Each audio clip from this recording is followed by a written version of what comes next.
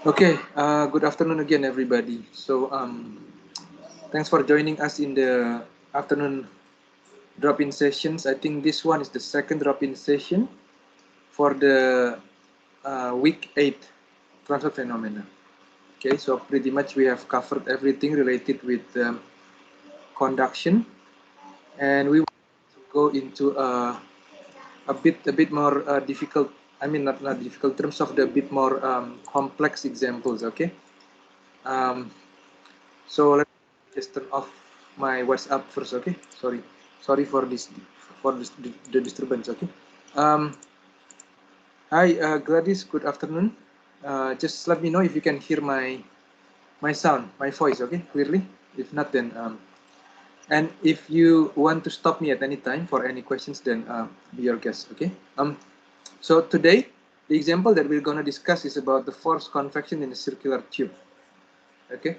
So we would not want to solve the analytical problem for the complete problem, but rather we will go and look at the limiting case of the problem that we can use basically an asymptotic solution to solve this particular problem analytically.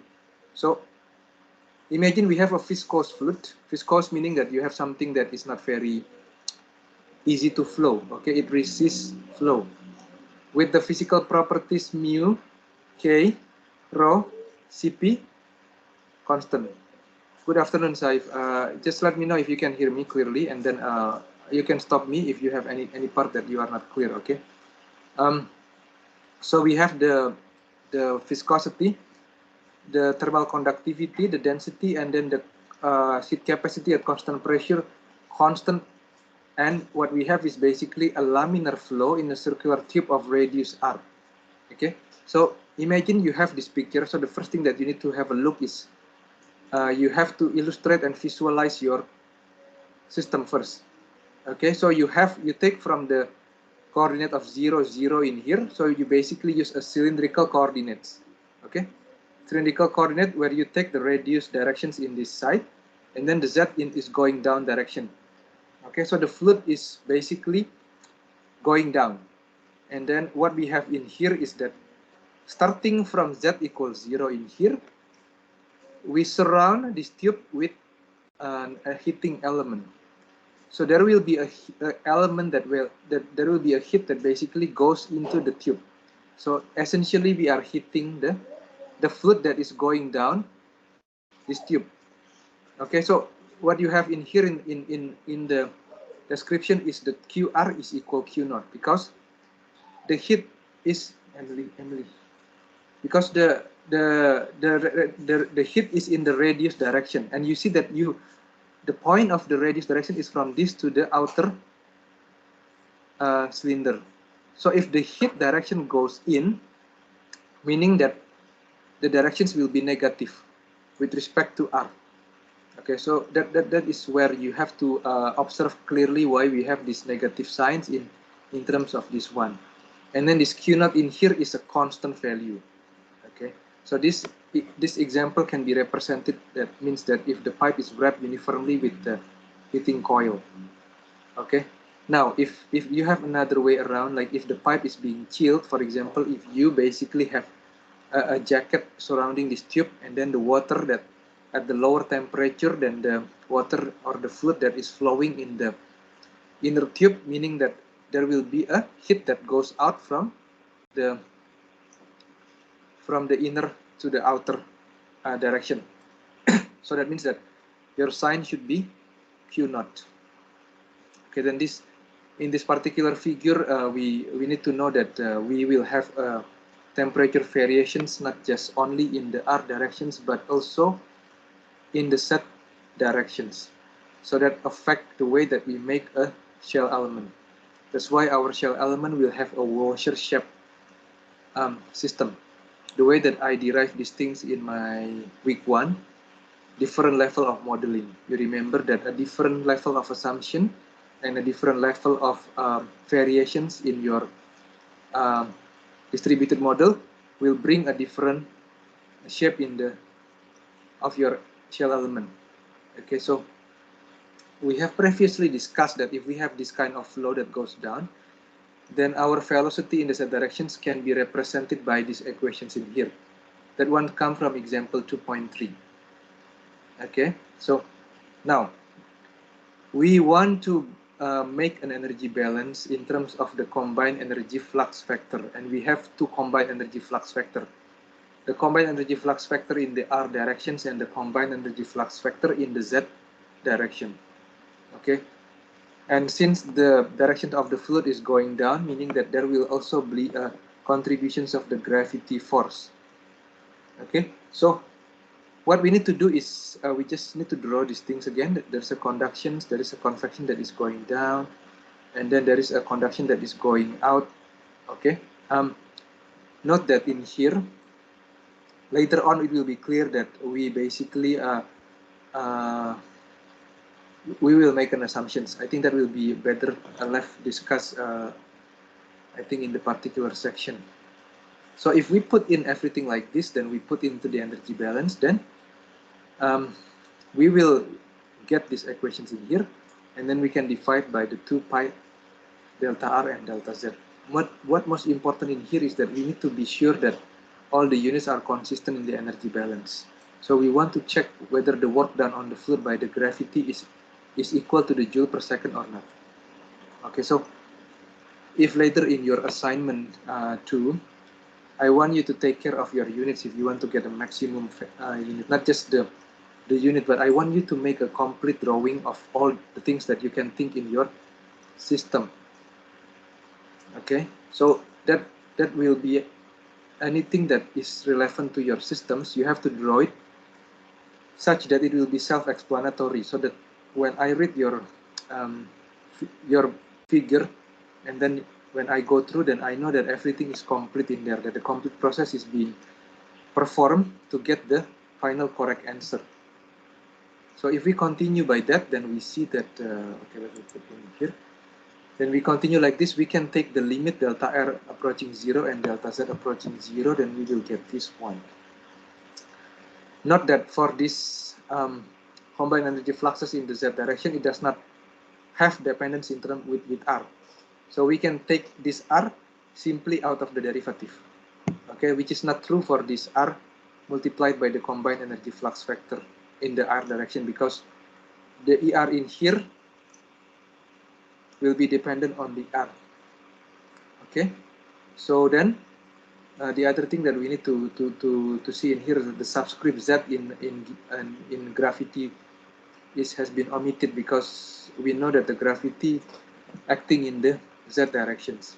Now, what we do in here is we want to express the components for each of the combined fluxes in the different directions. Okay, so we know that basically for the combined energy fluxes, it consists of the contributions from the molecular work, and then also from the conductions, and then also from the convection or the bulk convective term. Okay, now if you look back in here, there is no flow in the r direction, so the velocity is equal to 0. That means this term is becoming this term becomes 0, right? And then we go back again this to tau rz, then we know that this one is equal to 0. So we know that this tau rz is equal to this term in here. So essentially what we have for the combined energy flux factor for in the r direction is this particular term.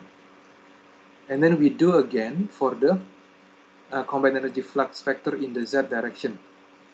Okay, so we need to inspect each term slowly. So the first term in here is that we know that this enthalpy term in here is equal to this enthalpy term in here that I showed in here, and you can see it in the page 286. So then this one term in here will become 1, 2, 3 term in here, right? And then we can convert this in terms of this the one in the bracket terms in here, and then this QZ as well, we can convert this to be expressed in terms of the thermal conductivity multiplied by the derivative in the z, derivative of the temperature in the z direction. And then as we go into, and then you will probably ask me, because this tau zz, if you use a generalized Newton law of viscosity, why it can be like this? So that's because the second term is equal to 0 because this is an incompressible fruit. Right? Hi Stephanie, good afternoon. Let me know if you have any questions in the middle of my explanations, okay? And I hope you can hear me clearly. Now, after we put in everything, now it's time for us to substitute all the terms back into the into where they are. So you put in this combined energy flux factor in the R directions, you put it in here. Don't forget that you have R in here, so that's why R in here appear in here and R appear in the second term as well. And then this combined energy flux factor in the also that will go into the relevant term in here. So it has to be the differentiate with respect to Z. Okay, you go in here, and then when I inspected everything carefully one by one, I know that these two terms is becoming 0 because when you differentiate with respect to Z, then Vz is not a function of Z. So the derivative of the Vz with respect to Z will be equal to 0. Okay, I hope everybody get it clearly in here. I think it's a bit slow, but I think when I solved this one, it took me quite a long time. Okay, if we do much more simplifications and note that we have to do a chain rule to these two terms in here. Okay, a chain rule in here. So meaning that's why we have two terms that comes from the derivations of this first term. The first term is this, and then the second term is this term. Okay, if we continue everything in the same way, we will get these things in here. And then we can simplify further. The assumption is that the heat conduction in the axial directions can be omitted since it is usually small in comparison with the heat convection in the axial direction. So imagine the flow that is going down in here.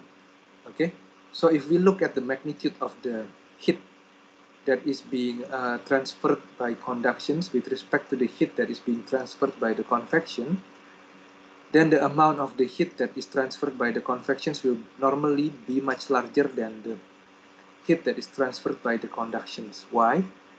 Because there is a significant movement of the body. Okay, so in this case, we can simply take an assumption to make our life simple by neglecting the conduction, because convections will be forming the dominant part of the heat transfer in the Z direction. Okay, that is meant by this one. And then we also neglect the viscous heating. This viscous heating is what we have gone through yesterday in the second example of the drop-in session that we have yesterday, right? Now, these terms in here can be manipulated into this term in here, okay, which is the Z component of the motion, and the Z component of motion is equal to 0. So in essence, we come up with this simplified partial differential equation that actually is still difficult to solve analytically. So if you want to solve this particular second order partial differential equations in terms of the R and first order with respect to Z, then you have to go into the Bird's book and apply something like a Fourier transform, or you need to use a method of the combination of the variables, of method of the separation of variables. But as of now, you don't need to go into that kind of complexity. Okay, so what you need to go is, now you remember that we have derived that this Vz also is a function of the radius as well, that you need to plug in here. So after you plug in these things, then this becomes even more complicated equations. Now, the boundary conditions that we have to use in here is because we have a first order with respect to Z, and then second order with respect to R, meaning we have to have two boundary conditions for R, and we need to have one boundary conditions with respect to Z. Then we can make our life simple by defining the dimensionless variables as follows. Again, there is no fixed rule. Oh, sir, how can I come up with this dimensionless variable? T minus T1, Q, QOR, or K. Sir, probably Jaka. Why I can come up with this one? And then how can I come up with this R over delta R or Z over this rho CP VZ max R square K. What you need to read is this one. Normally this R over R will come naturally, okay? But this first dimensionless variable and the second dimensionless variable is something that will come when you do mathematical manipulations slowly with respect to your partial differential equations. What you want is normally a final partial differential equations in terms of the dimensionless variable with the smallest number of the variables. So if you are quite good at mathematics, you will be able to have a feeling on your mathematics, and then you will be able to come up with a certain set of the dimensionless variable that will make your final partial differential equation have the smallest set of parameters. It may sound a bit unclear, I mean, but this is I mean, if you really want to solve this kind of things, then it can take hours and hours, but for some people, they do enjoy doing this kind of mathematical processing, like me back then, probably, but not so much anymore now. But in essence, is you don't need to care so much about this thing, but if you really want to know why it's like that, then what you can do is you can experiment with your mathematical equations.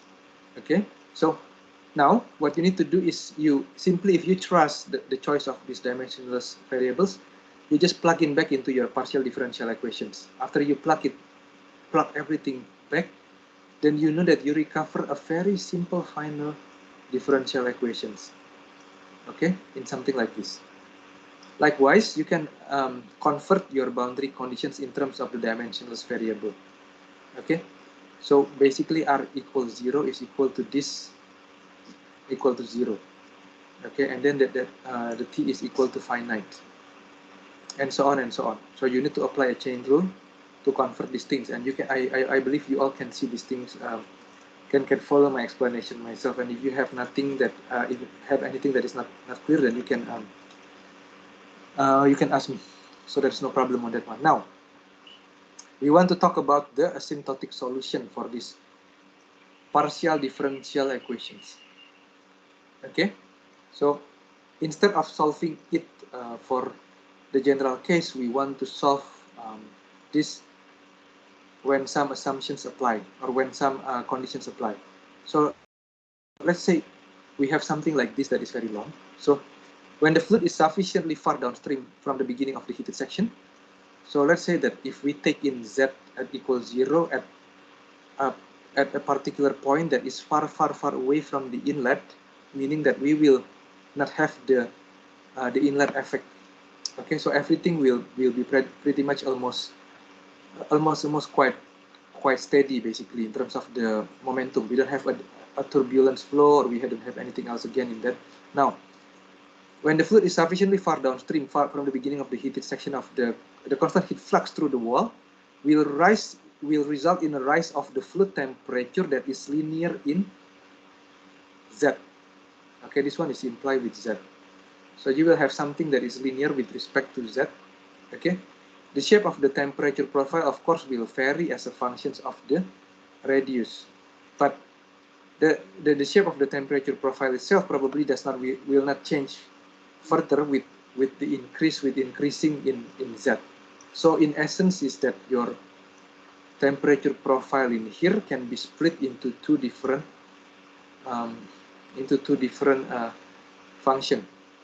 A function that is basically a linear function with respect to Z, and then also another unknown functions with respect to the radius.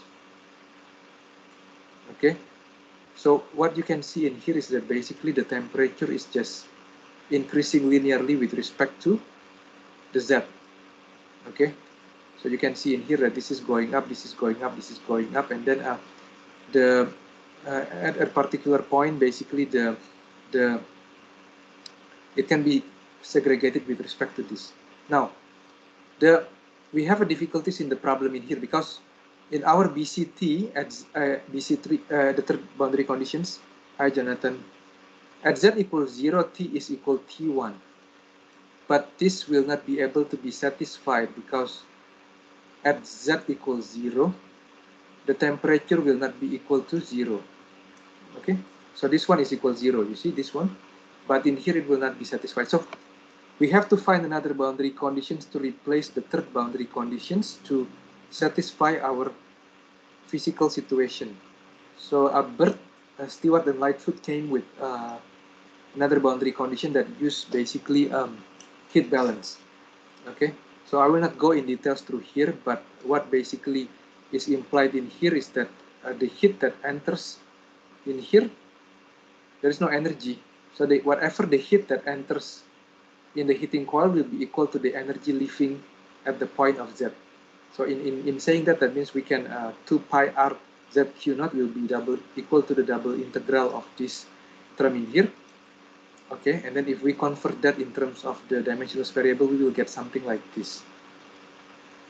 So in essence, this particular equation states that the energy that enters through the wall over a distance, this Z, is the same as the difference between the energy leaving through the cross sections at Z and that entering at this equal to at Z equals 0. So you need to satisfy these equations in here, 1, 2, and 3 equations, third equations in here. Okay, so everything else that follow up is just a mathematical manipulation. Okay, what you need to do first things is you need to plug in this one into your partial differential equations. After you plug it in, you need to follow up everything slowly.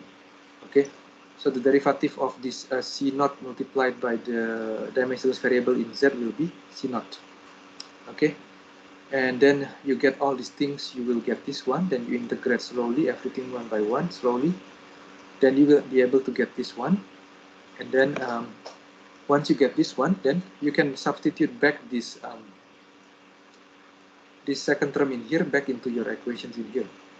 Then after that, then you substitute one by one with respect to the boundary conditions. Note that because you have a term of ln in here, and then you note that at ln equals 0, then this one is equal finite, then you have to have C1 equal to 0 in order for your equation to be realistic.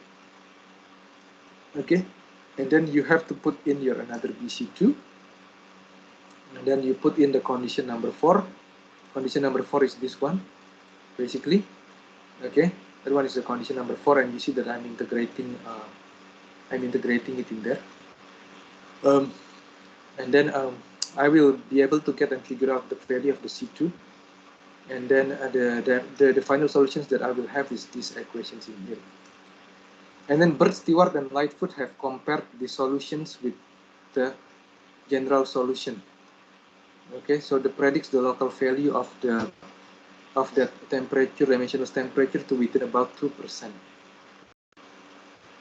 It looks quite straightforward when I say these things, but actually when you try to solve it yourself, it's quite lengthy. And this is one of the example where basically I think that Bert, Stewart, and Lightfoot are very genius in terms of that they attack the complicated problem, but they make it systematic and structured at the same time. Okay. Now, after we figure out everything like this, then the next step that we can do is we can find out the average temperature. There are two types of the average temperature. The first type is these things in here. Okay. If you do everything that you can solve in here, that you will have this equal to this term in here.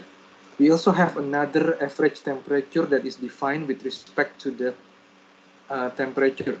So instead of this double integration with respect of the Tz r dr divided by the whole surface area where the fluid flows, then in here it involves the velocity basically.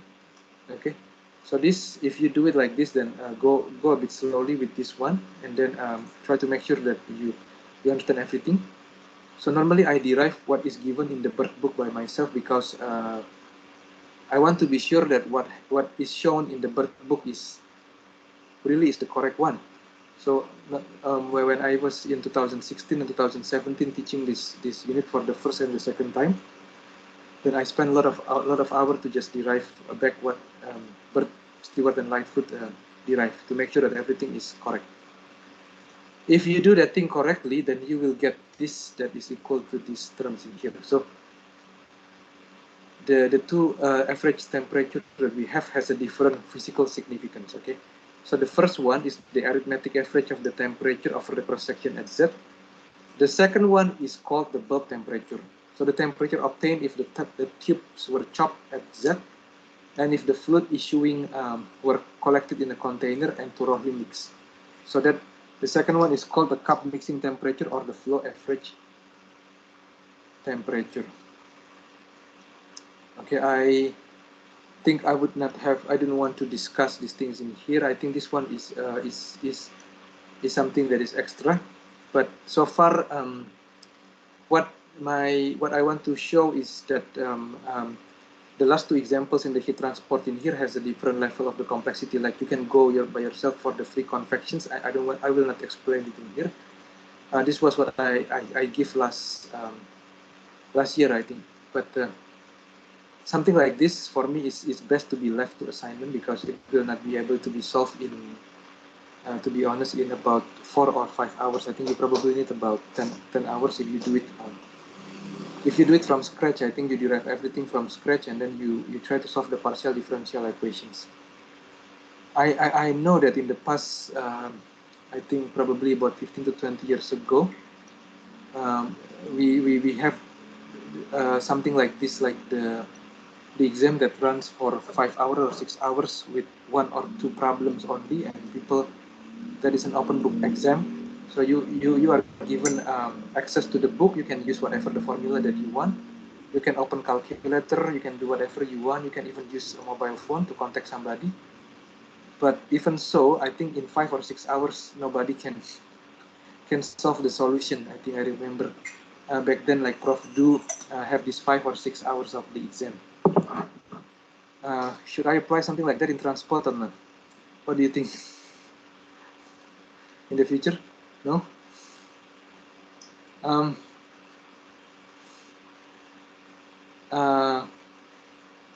Any questions, everybody, from this explanation? Is it clear from this explanation?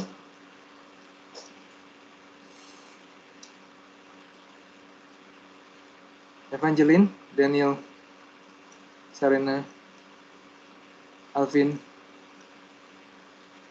Jonathan, Stephanie, Saif, Gladys. Don't hesitate to ask any questions, guys. Come on. There is no such thing like a stupid questions, okay? Everything begins with the questions, okay? So everything is any question is valid. You see that even sometimes I also redraw everything back again and check whether all the things are correct or not. I try to find the answers, but you need to verify as an engineer. You need to know why I'm doing transfer phenomena. If you just think that you do transfer phenomena because you need to pass your subject and then to get your Bachelor of Chemical Engineering to go and look out for the job, that is a valid answer, yes, but you can also find something else again that probably will be more interesting later on. So people invented this transfer phenomena is because they want to tackle the problem that they have in chemical engineering by relying on the first principles. So meaning that all these things that are derived, it may look for you to have no use, but actually it has a big use. So all the software package that you have now in the MATLAB, or if you go with the Aspen HYSYS, I think some of the equations, or I would say like half of those equations that are derived from, that are integrated or embedded into the Aspen HYSYS or Aspen Plus, it actually comes from the transfer phenomena. Okay, some of the correlations that you get from that thing, then you get it from the Aspen HYSYS or Aspen Plus.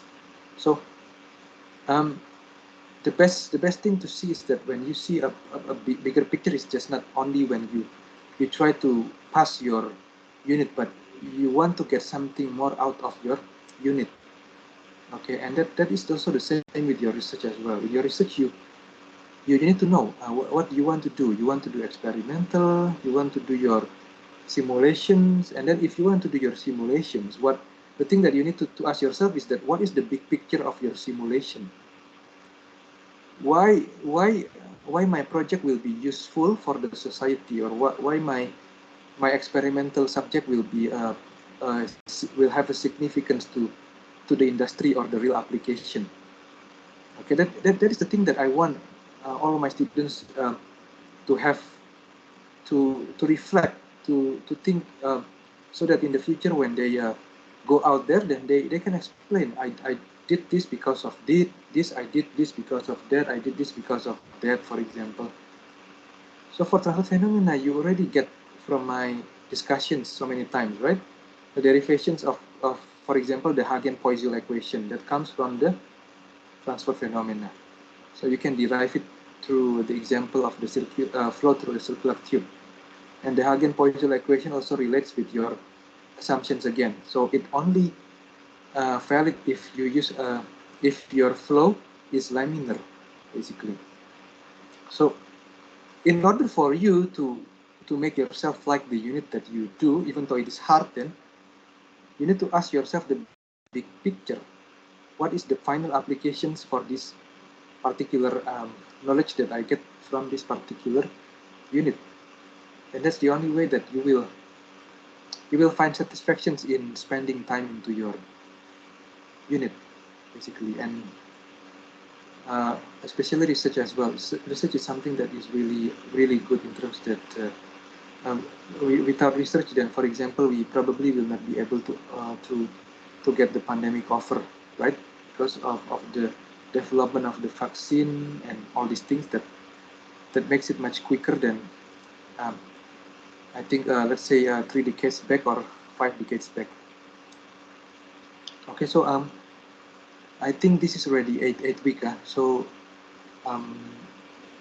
next week I will have another probably two drop-in sessions, but the following week, I think 10, 11, and 12, I will only give you one drop-in session because I don't want to clutter your time with much more explanation and discussion that does not give contributions to your knowledge. And if you have any questions, that will be better. Then I can basically engage with you one by one if you have any questions. But if you don't, then I can see that basically the unit is almost finishing. I think it's about five weeks again, I think, right? Okay, so if there is no any questions again in here, then I will stop my recording and I will conclude my drop-in session for today.